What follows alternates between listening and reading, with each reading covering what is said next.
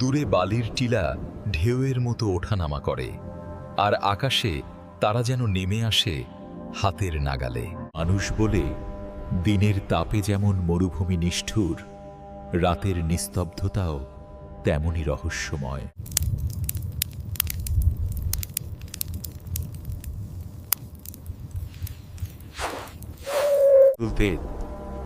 আর সেই বিশাল শূন্যতার মাঝখানে জ্বলছিল একটি ছোট আগুন।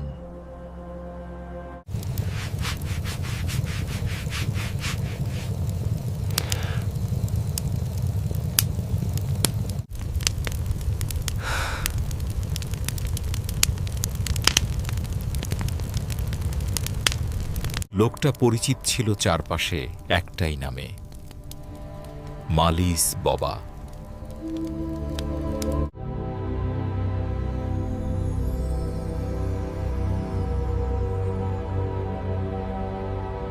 আবার কেউ কেউ বিশ্বাস করত সে মানুষের দুঃখ সুখের ভিতর লুকানো সত্য দেখে ফেলতে পারে। যদিও কেউই জানত না তার আসল নাম কি বা কোথা থেকে এসেছে। মনে হতো তিনি যেন মরুভূমিরই কেউ, বালুর টিলার মতোই চিরকালীন।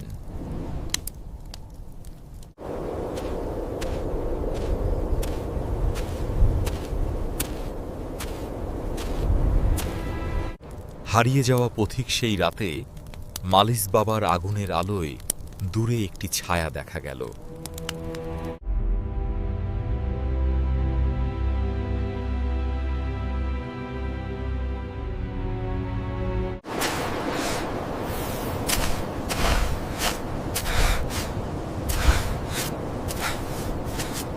বালুর ওপর পা রাখার শব্দে মালিস বাবা মাথা তুললেন।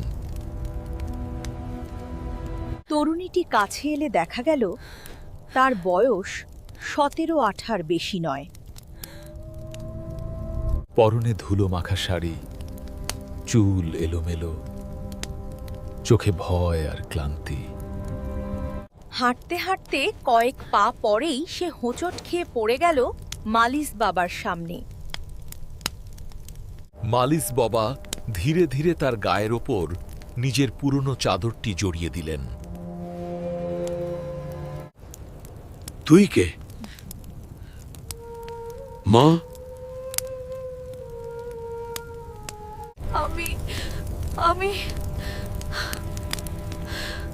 আমি দিশেহারা হয়ে গেছি। তার গলা শুকনো, চোখ লাল, কণ্ঠ কাঁপছে।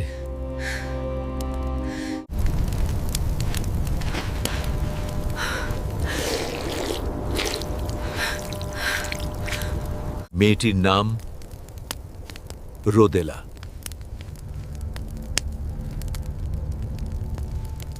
সে বলল সে পাশের গ্রাম ধুলিখোলার বাসিন্দা। বিকেলে উট নিয়ে যাওয়া তার ভাই ফিরছে না দেখে তাকে খুঁজতে বের হয়েছিল, কিন্তু পথের দিক ভুল করে নিজেই হারিয়ে যায়।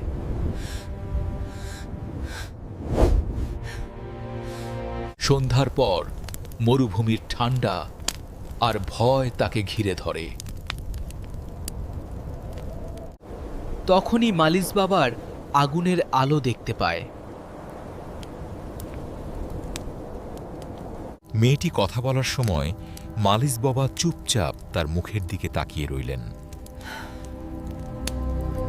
তার চোখে তিনি দেখলেন অস্বাভাবিক এক ভয়ের ছায়া।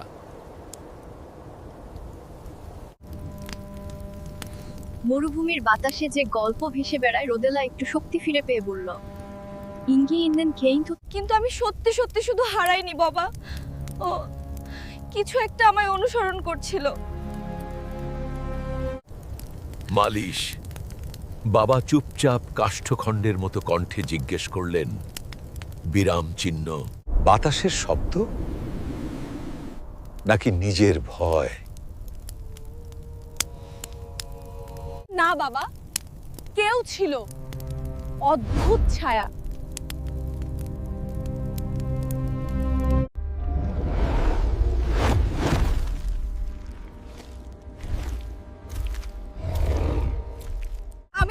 সে দৌড়ে আসে, থামলে থেমে যায়।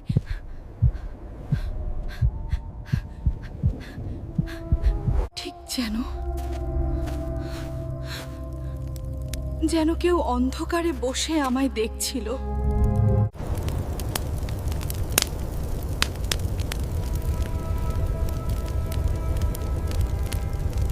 মরুভূমি অনেক গল্প ফিসফিস করে। সব সত্যি নয়, আবার সব মিথ্যাও নয়। কিন্তু তোর চোখ বলে তুই সত্যই কিছু দেখেছিস। ওটা কি ভূত ছিল বাবা? মরুভূমিতে ভূত কম,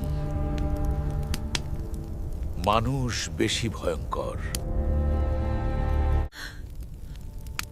তবে তোর গল্পে অন্য কিছুর গন্ধ আছে। তুই শুধু পথ হারাসনি, কিছু তোর পিছন নিয়েছিল। রোদেলার বুক ধড়ফড় করতে লাগলো।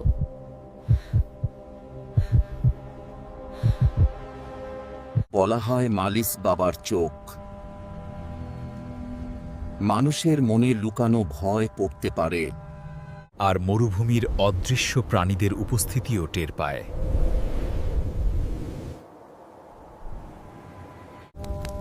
মালিস বাবার স্পর্শ রোদেলা যখন কিছুটা স্বাভাবিক হলো, মালিস বাবা তার হাত ধরলেন। তার হাতটা অদ্ভুত ঠান্ডা ছিল, আর ছুঁতেই রোদেলার মনে হলো হাজার বছরের ক্লান্তি যেন মিশে গেছে সেই স্পর্শে। তোর শরীর ক্লান্ত না, তোর মন ক্লান্ত।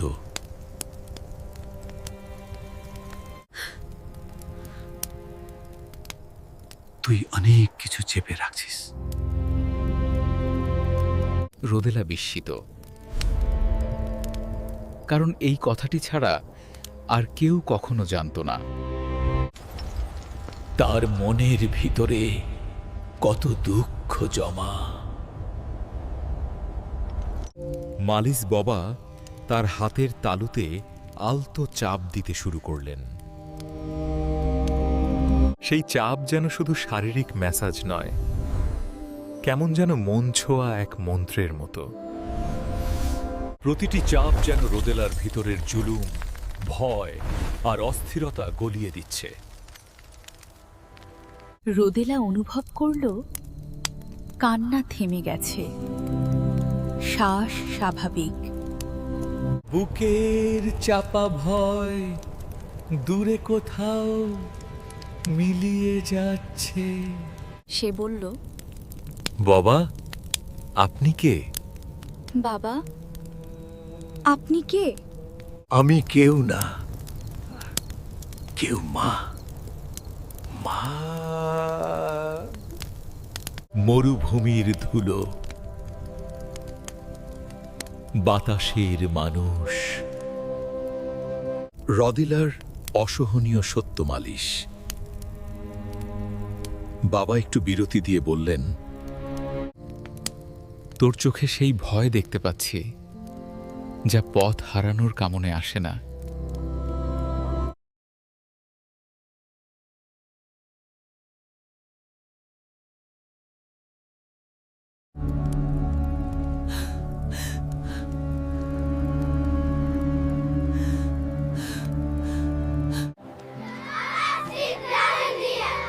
আমাদের গ্রামে লোকজন ভাবে আমি সাধারণ মেয়ে, কিন্তু আমি জন্ম থেকেই অন্যরকম। ছোটকালা থেকেই দেখি এক অদ্ভুত স্বপ্ন। স্বপ্নে দেখি মরুভূমির বুকে এক কালো ছায়া আমাকে ডাকছে। আমি দৌড়াই, কিন্তু সে আরো কাছে আসে।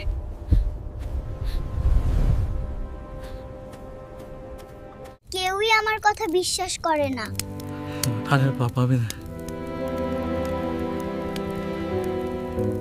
সবাই বলে আমি পাগল।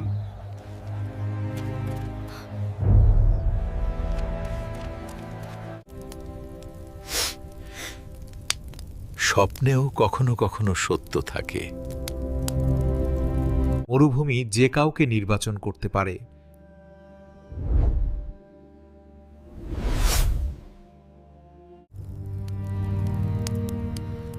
নির্বাচন? হ্যাঁ, মরুভূমি তার কিছু সন্তান তৈরি করে। কেউ দেখে না, কেউ বোঝে না।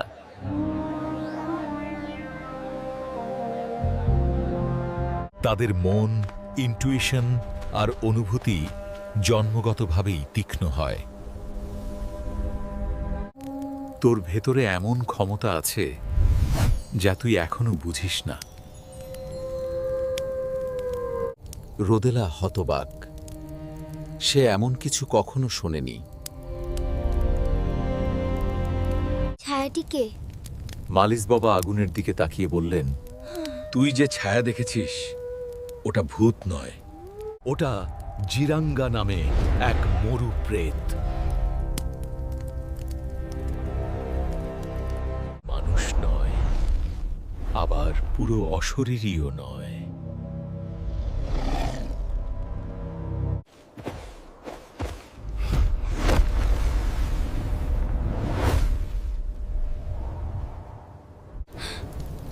কিন্তু ও আমাকে কেন চাইছিল? কারণ তুই আলাদা। তোর মন অস্বাভাবিক সংবেদনশীল।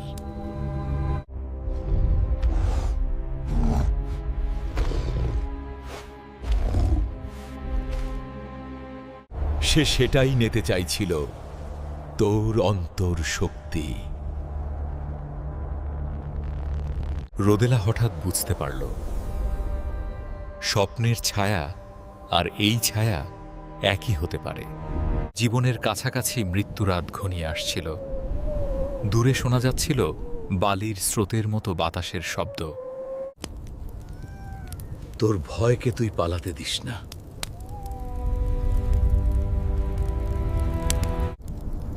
ভয়কে তুই সম্মুখীন হতে শিখ।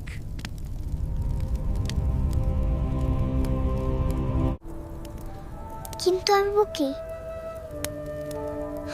কিন্তু আমি পারবো কি? মানুষ তখনই হারে যখন নিজেকে দুর্বল ভাবে।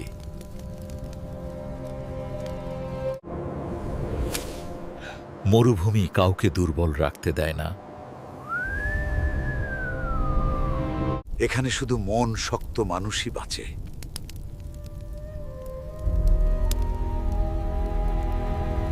হঠাৎ তারা দুজনই শুনল দূরে বালুর ওপর কারো হাঁটার শব্দ। ধীরে ধীরে শব্দটা বাড়ছে। মনে হচ্ছে কিছু একটা এগিয়ে আসছে।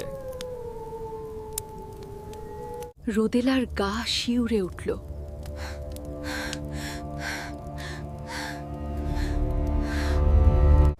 ভয় পাবি না।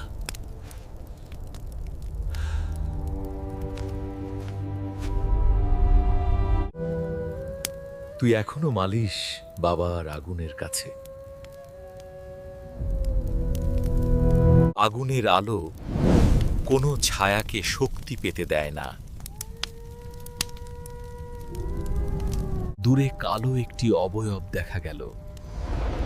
মানুষ না পশু না ছায়া।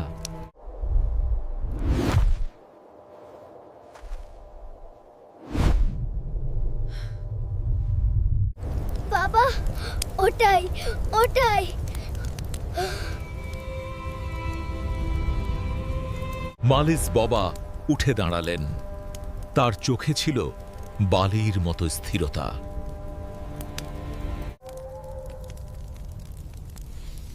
তিনি আগুনের ধারে একটি লম্বা কাঠ তুলে নিলেন, যেন সশস্ত্র না হয়েও নিজের উপস্থিতিতে এক শক্তি তৈরি করলেন। এটা তোর এলাকা না, ফিরে যা। অদ্ভুতভাবে ছায়াটি আরও একটু কাছে আসে, তারপর ধীরে ধীরে ফিরে যায়। বালুর টিলার পেছনে মিলিয়ে যায়। আপনি কিভাবে?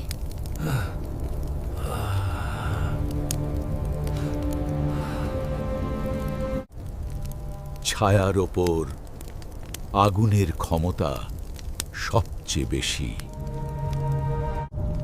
আগুনের আলো সত্যকারের শক্তি। রোদেলার ভাগ্য বদলে গেল। রাত অনেকটা পেরিয়ে গেলে মালিশ বাবা বললেন, "ন এখন তুই ঘুমা, কাল সকালে তোকে তোমার গ্রামে ফিরিয়ে দেব।"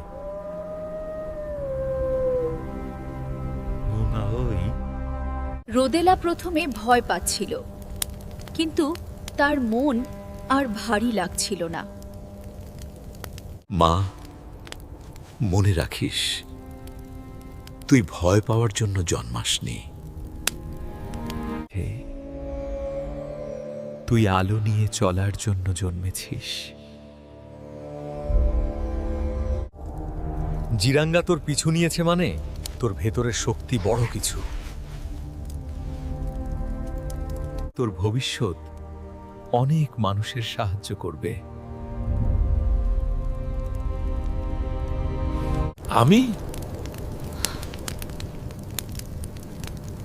আমি কি করব? সময় এলে তুই নিজেই বুঝবি। কামড়িসু আসে। রেস্ট নাও। রোদেলা ঘুমিয়ে পড়ল। সকাল, এক নতুন শুরু ভোরের আলোয় মরুভূমি সোনালী হয়ে উঠল। রোদেলা চোখ খুলে দেখল মালিশ বাবা উটের জিন তৈরি করছেন। তারা যাত্রা শুরু করল ধুলি খোলার দিকে। যাত্রাপথে রোদেলার মনে হচ্ছিল তার ভিতর যেন নতুন শক্তি, নতুন বিশ্বাস জন্ম নিয়েছে। এতে যান, সে আর আগের মতো দুর্বল অনুভব করছে না।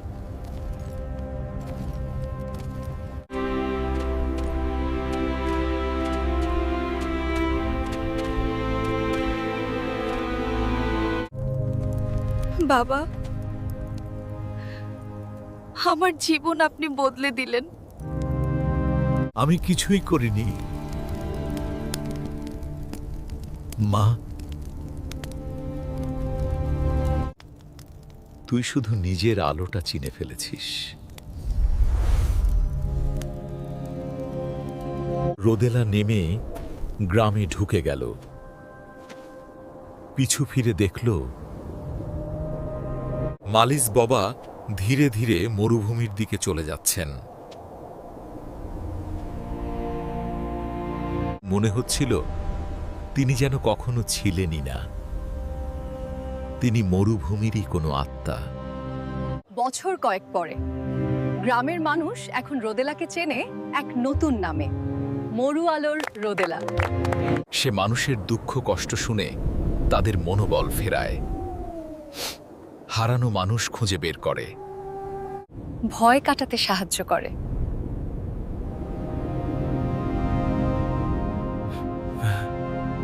লোকজন বলেই তার হাতের স্পর্শ যেন মালিশ বাবার মতোই প্রশান্তি দেয়।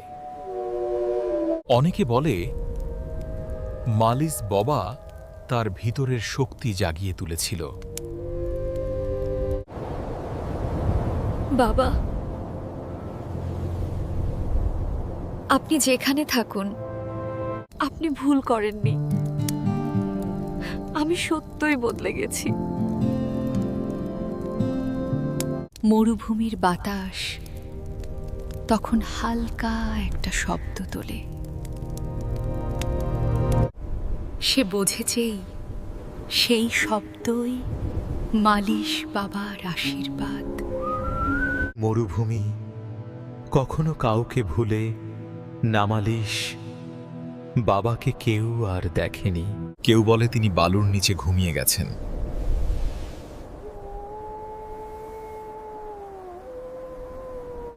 কেউ বলে তিনি এখনো কোথাও আগুন জ্বালিয়ে বসে থাকেন, পথহারা মানুষকে সাহায্য করেন।